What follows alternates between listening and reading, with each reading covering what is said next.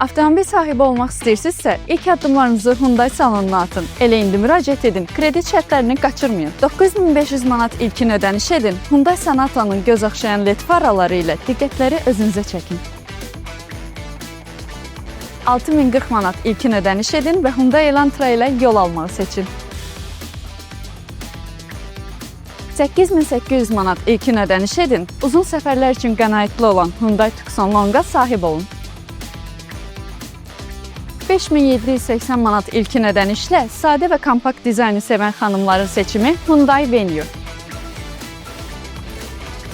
8189 manat ilkin ödəniş edərək premium SUV standartlarını Hyundai Tucson ilə yaşayın. 12830 manat ilkin ödəniş edərək ailənizin təhlükəsizliyi və komfortu üçün Hyundai Santa Fe seçin. Bugünkü son addımlarınız sabahın ilk addımlarıdır. Bugün Hyundai salonuna gəlin, sabaha yeni avtomobille ilerleyin.